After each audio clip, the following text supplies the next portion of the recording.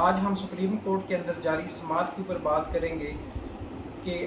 اب حکومت کا کیا مطالبہ ہے اور جو پاکستان تحریک انصاف اور مسلم لیگ کاف ہے ان کا کیا موقف ہے۔ تو سب سے پہلے تو ہم جس طرح آپ ٹاپک سے آگاہ ہیں کہ ہمارا ٹاپک ہے کہ فل کورٹ کیا ہے اور اس کی ضرورت کیوں پیش آتی ہے۔ تو full court basically supreme court کے تمام ججز جب کسی آئینی تشریح کے معاملے کے اوپر ضرورت ہوتی ہے، آئین کی تشریح کی ضرورت ہوتی ہے، تب فل کورٹ بیٹھتی ہے جس کے اندر سپریم کورٹ کے تمام ججز شامل ہوتے ہیں یا میکسیمم نمبر جو ہے وہ شامل ہوتا ہے۔ تو کرنٹ سینیریو کے اندر ابھی چونکہ سپریم کورٹ کے اندر چھٹیاں چل رہی ہیں، کچھ ججز جو ہیں وہ باہر بیرون ملک گئے ہوئے ہیں اور کچھ ججز جو ہیں وہ شہر کے اندر نہیں ہیں، تو موجودہ صورتحال کے اندر تمام ججز اویلیبل نہیں ہیں۔ اور سپریم کورٹ کی جو ابھی کمپوزیشن ہے، جو ٹوٹل نمبر آف ججز ہیں، جو 4 ویکنٹ سیٹس ہیں، ویسے ٹوٹل جو سپریم کورٹ کی تعداد ہے وہ 17 ہے ججز کی، اس کے اندر 4 ججز جو ہیں وہ ان کی اپوائنٹمنٹ ابھی ہونی ہے، تو 13 ججز کی جو ہے وہ اس کو اب ہم فل کورٹ کو سمجھنے کے لیے ہم یہ پریزیوم کر لیتے ہیں کہ 13 ججز جو ہیں ان کا ہونا اس کو فل کورٹ کہا جاتا ہے۔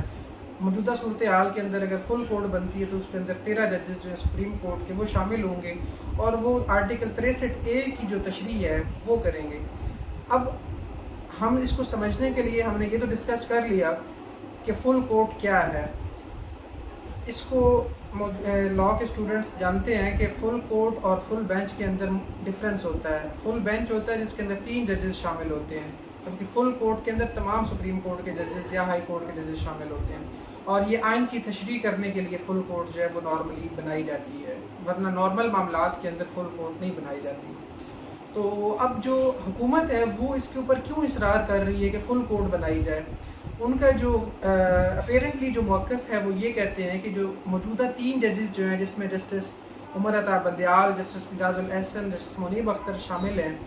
وہ کہتے ہیں کہ جی یہ ہمارے خلاف جو بھی بینچ بنتا ہے جس میں یہ تینوں ججز شامل ہوتے ہیں اس میں ہمارے خلاف فیصلہ آتا ہے۔ وہ خاص طور پہ جسٹس اعجاز الاحسن کی جو کریڈیبلٹی ہے اس کے اوپر وہ کہتے ہیں کہ یہ پی ٹی آئی کو فیور کرتے ہیں، تو اس لیے جی فل کورٹ بنائی جائے تاکہ اس آئینی نقطے کی تشریح کی جائے۔ اب بیک کے اوپر ان کا کیا مائنڈ سیٹ ہے حکومت کا کہ وہ کیوں اس کے اوپر بار بار زور دے رہے ہیں، اور آج مریم نواز نے پریس کانفرنس بھی کی کہ فل کورٹ اگر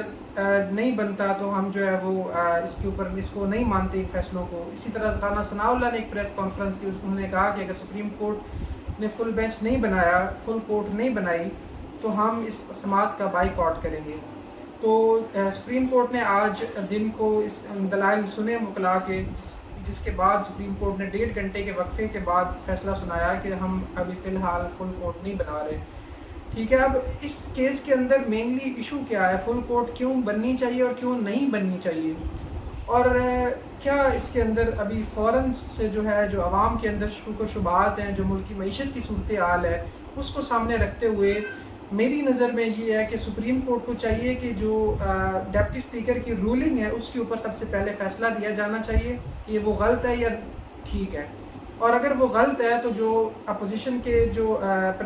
پاکستان مسلم لیگ کاف کے جو ارکان کے ووٹ شمار نہیں ہوئے ان کو شمار کیا جائے اور پرویز الہی صاحب جو ہے وزیر اعلیٰ بن جائیں۔ ایک تو یہ چیز ہے، اور ہونا اسی طرح چاہیے کیونکہ قانون اور آئین کے مطابق یہی ہے، اور سپریم کورٹ کی آج کی جو سماعت تھی اس کے اندر ججز کا یہی موقف رہا ہے کہ جو ڈپٹی اسپیکر کی رولنگ ہے وہ غلط ہے، اور انہوں نے ہمارے فیصلے کا حوالہ دیتے ہوئے اس کو ان کے ووٹس کو ریجیکٹ کیا ہے، حالانکہ ہمارے فیصلے میں ایسا کچھ نہیں لکھا ہوا۔ اب حکومت یہ چاہتی ہے کہ فل کورٹ بنوائی جائے، اور چونکہ وہ یہ جانتے ہیں کہ ابھی تمام ججز موجود نہیں ہیں، اور فل کورٹ کا مطلب ہے کہ کیس کو لٹکانا، تو حکومت بیسیکلی ٹائم چاہتی ہے، چونکہ اب جولائی کا مہینہ اینڈ پہ ہے، اس کے بعد اگست ہے، اس کے بعد سپتمبر میں جا کے تقریباً اگر فل کورٹ کا آرڈر سپریم کورٹ کی طرف سے ہو جاتا ہے اور ان کی یہ بات مان لی جاتی ہے تو تقریباً حکومت کو اور حمزہ شہباز کی حکومت کو تقریباً 1.5-2 مہینے کا جو ہے نا وہ ایک ریلیف مل جائے گا اور وہ وزیر اعلیٰ رہیں گے۔ لیکن دوسری طرف اگر سپریم کورٹ اس معاملے کو چاہے تو جو اس کی سرسری اس کو دیکھتے ہوئے جو اس کی رولنگ ہے اس کو غلط قرار دے سکتی ہے، جس طرح ہم نے پہلے دیکھا ہے کہ ڈپٹی اسپیکر قاسم سوری کی رولنگ کو جو ہے وہ غلط قرار دے کے جتنے بھی ایکشنز اس کے اوپر ہوئے تھے ان کو ریورس کر دیا گیا تھا۔ تو ہم سمجھتے ہیں کہ سپریم کورٹ کو بھی چاہیے کہ اس مسئلے کے اوپر، یہ بہت اہم نکتہ ہے، اور پورے پاکستان کی، بیرون ملک پاکستانیوں کی نظریں ابھی سپریم کورٹ کے اوپر ہیں کہ سپریم کورٹ کیا فیصلہ دیتی ہے۔ اگر تو سپریم کورٹ فل بینچ یا فل کورٹ کا آرڈر جاری کر دیتی ہے اور سماعت اس کی فل کورٹ میں ہوتی ہے، تو جس طرح سپریم کورٹ آج خود کہہ رہی تھی کہ اگر ہم فل کورٹ میں جاتے ہیں تو ہمیں ستمبر تک کا ویٹ کرنا پڑے گا، تو یہ ایک معاملہ لٹک جائے گا، اور ملک کے اندر جو پہلی معاشی صورتحال ہے وہ بہت خراب ہے، اور ڈالر آپ دیکھ رہے ہیں کہ 180 سے 230-35 پہ پہنچ چکا ہے، اور اگر ایسی غیر یقینی کی صورتحال رہتی ہے تو میں سمجھتا ہوں کہ یہ ڈالر 250 کو کراس کرے گا، اور ہماری معیشت اور ہمارے قرضے جو ہیں وہ ہمارے اوپر بڑھتے جائیں گے، ہماری معیشت کا بیڑا غرق ہو جائے گا، اور انفلیشن آئے گی، اور ملک تباہ حالی کا شکار ہوگا۔ تو سپریم کورٹ کو ایسے معاملے کے اندر انٹرفیئرنس کرنی چاہیے، اور اس معاملے کو لٹکانا نہیں چاہیے، اور فوری طور پہ اس کا کوئی حل نکالنا چاہیے، جس سے عوام کے اندر، بزنس مین کے اندر، سیاستدانوں کے اندر،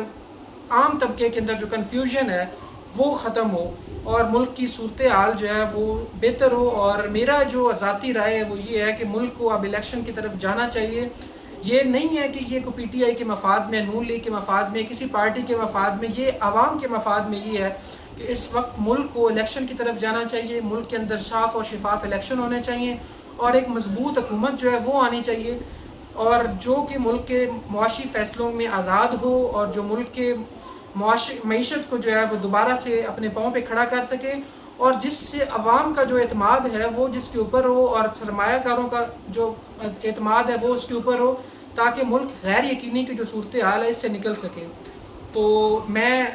آخر میں پھر یہی کہنا چاہوں گا کہ سپریم کورٹ آف پاکستان کو بھی چاہیے کہ اس کنفیوژن کو فوراً ختم کرے، اس کے بعد اگر فل کورٹ میں جانا ہے اس کی تشریح کے لیے، آرٹیکل 63A کی تشریح کے لیے، تو وہ ایک میکینزم جس طرح سپریم کورٹ کا موجود ہے، مہینے ڈیڑھ بعد فل کورٹ میں جا سکتے ہیں، یا پھر جو ہے وہ یہی بینچ جو ہے وہ اس کی تشریح کر دے۔ لیکن اگر فل کورٹ بھی آئینی تشریح کے لیے، اس کے اندر کوئی مذائقہ نہیں ہے کہ فل کورٹ بیٹھے، کیونکہ آئینی معاملات کے اندر، آئین کی تشریح کے اندر فل کورٹ جب بیٹھتی ہے تو پھر اس کی ایسی تشریح ہوتی ہے جس کے اوپر کوئی انگلی نہیں اٹھا سکتا۔